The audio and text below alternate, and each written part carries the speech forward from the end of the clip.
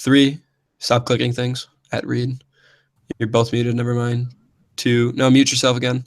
2. Welcome back to part 3 of the show, guys. It's time for us, as the point to the spot team and Reed, to talk about some transfers and some rumors. And we've got some very interesting ones that are flying around the web right now. Go to Reed about this one. West Ham United, £20 million bid for Dimitri Payet. Of course, he is their stud, about their only stud. And Slaven Bilic coming out today in a press conference saying that Dimitri Payet no longer wants to play at the club. This is for Hammer fans right now. Reed, what are you thinking about this? Bilic actually had a press conference saying that he is not training with the first team right now. They have fined him the maximum allowed amount by the FA. £250,000, and he drove off on his Ferrari and probably headed towards Marseille. There's credible reports saying that they have agreed to personal terms, but there's no way Marseille, with their very, very bad financial situation, can muster up the funds that other clubs will be able to. But it doesn't sound like they're going to let him go in the January transfer window. They're going to try to. He's on a 5-year contract. They're going to try to get him to come around, but it's going to be a big ask to see if he plays in a West Ham kit next season. So, yeah, I mean, he's been linked with a number of teams. Obviously, Marseille was the one who supposedly made the formal bid for him, but I mean, pretty much linked with every other top team in the Premier League, as well as people suggesting, the two of you included, that he should find his home at Paris Saint-Germain, as Andrew, our French friend, would love to say it. But yeah, that was a terrible French accent. Yeah. Can I just say something on Payet? Yeah, go ahead. I mean, West Ham fans are acting like the sky is falling, and he is class. But at the same time, there are at least a half dozen players on the French national team I would take over Dimitri Payet at this point in time. And apparently my audio is fucked up.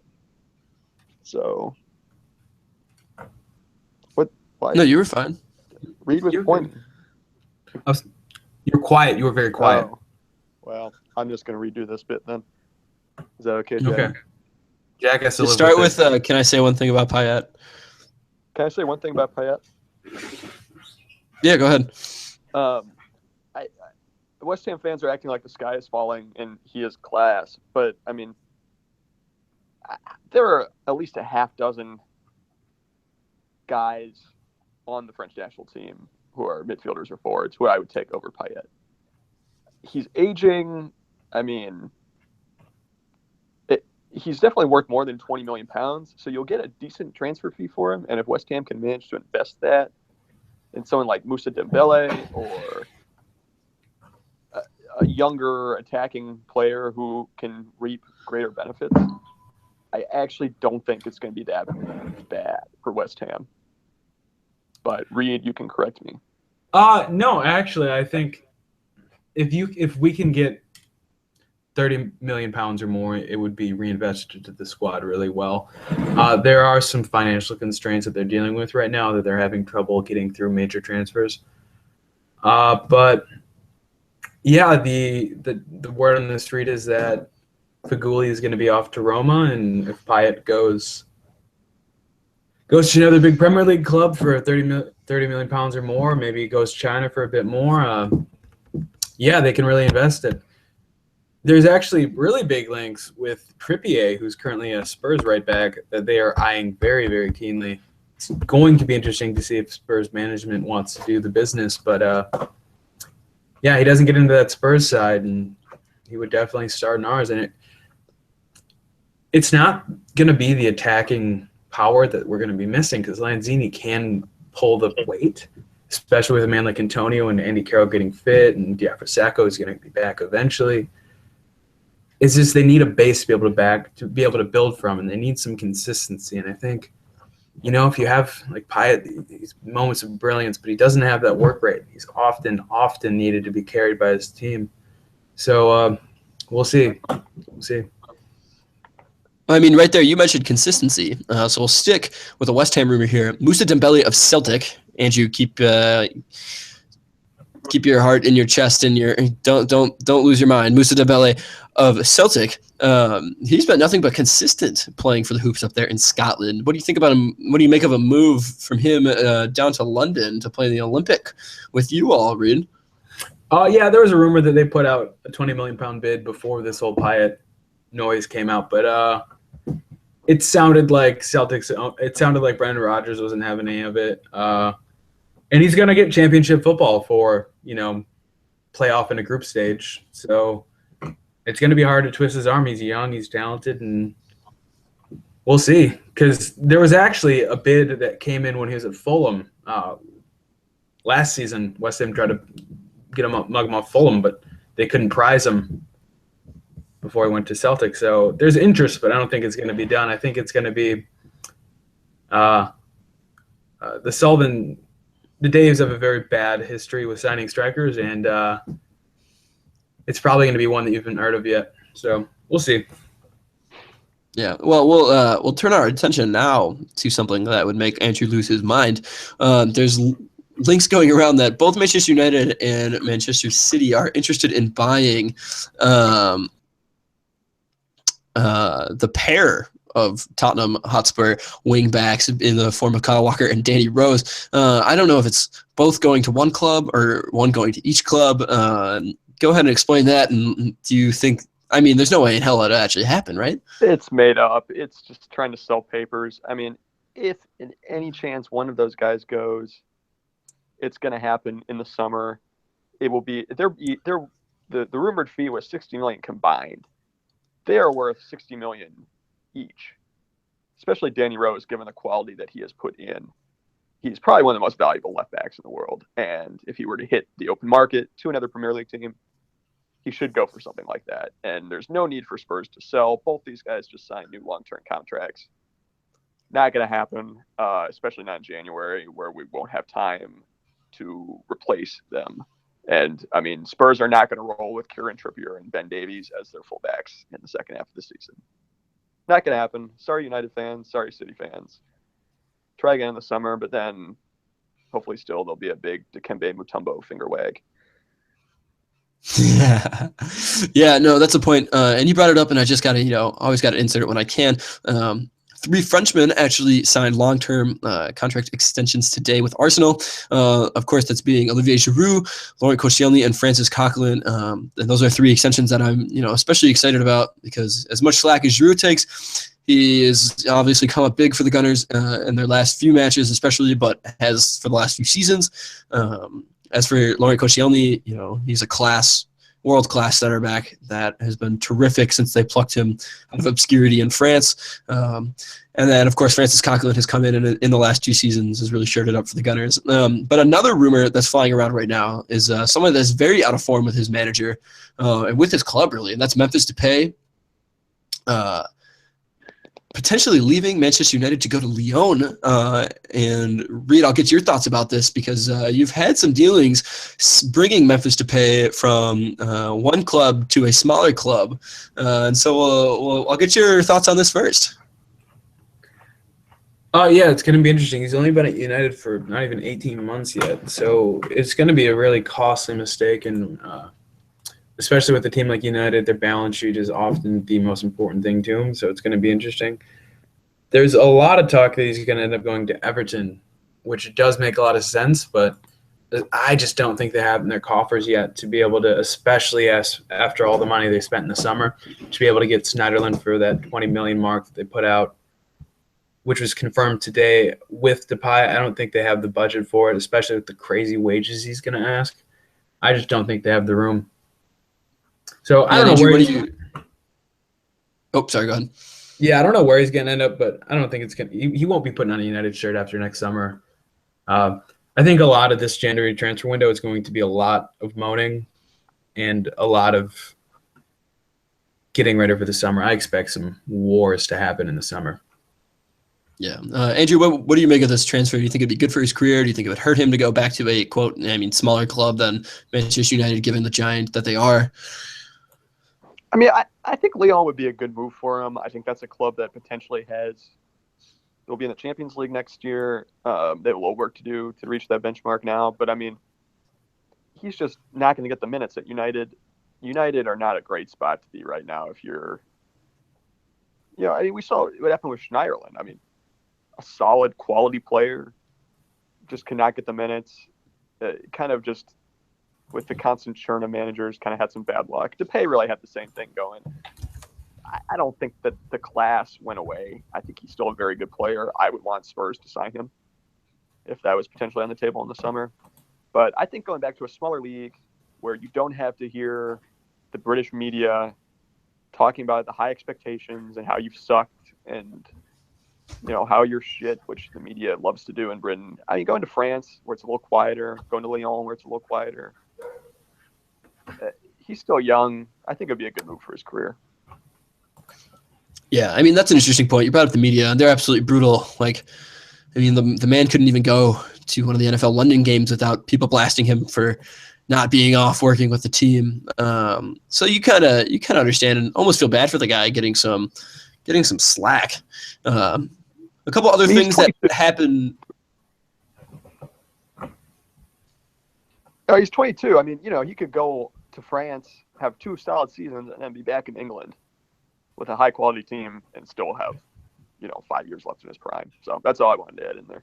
Yeah, no, absolutely. A couple other deals that got done today.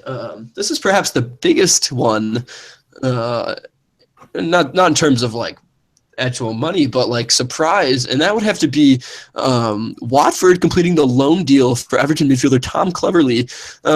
And this is something that I find particularly interesting because Ross Barkley is obviously kind of injury prone, and they just they lack a little bit in the middle of the park.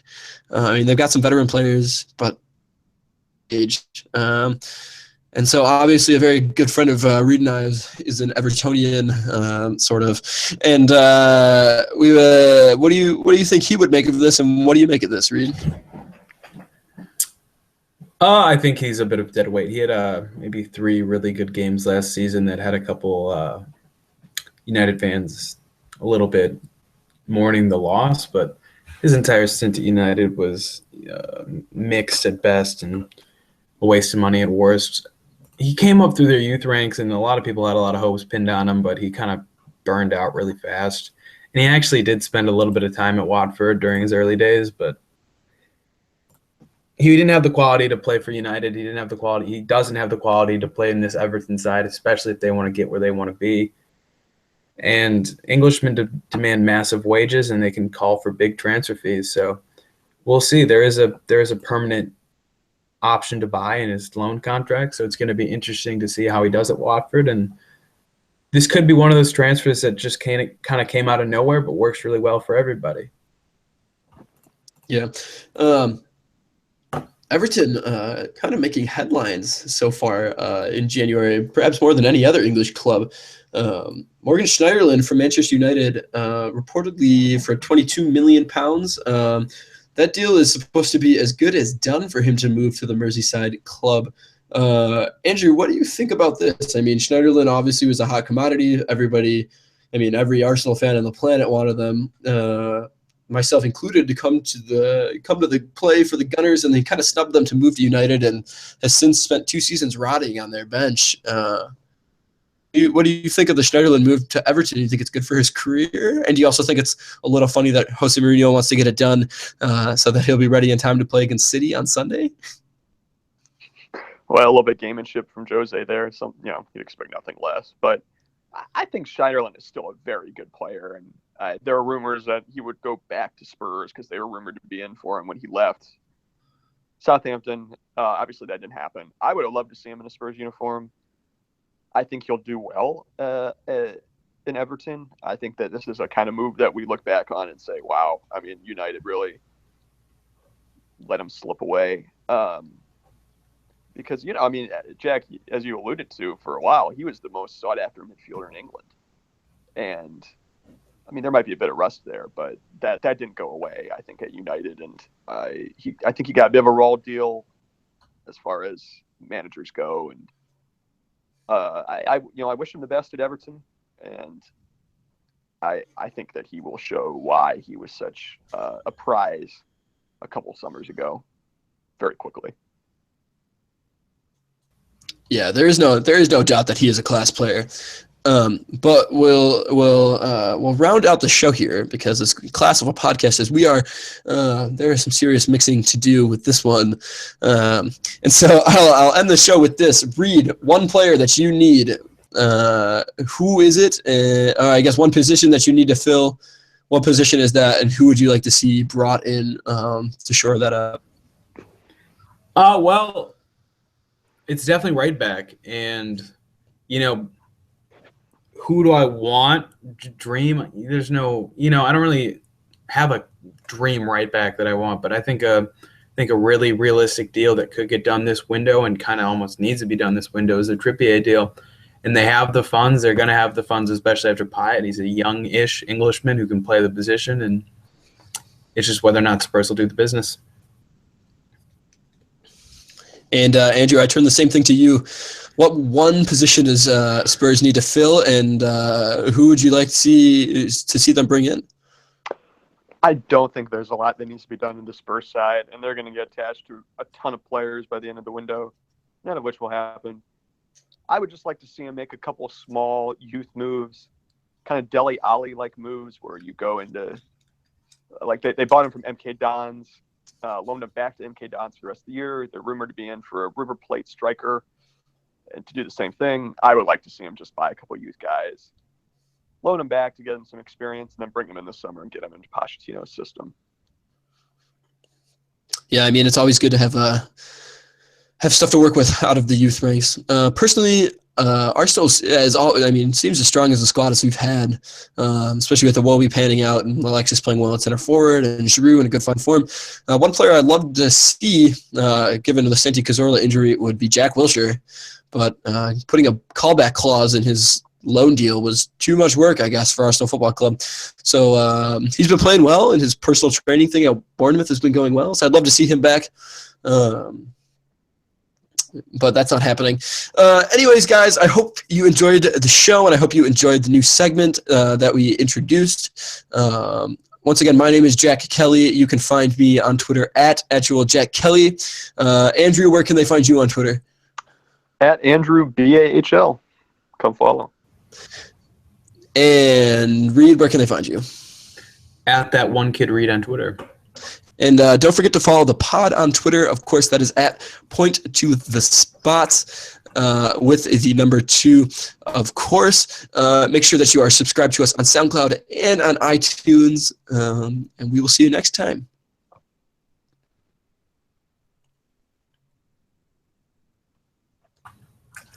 Okay, we're done. It was a battle.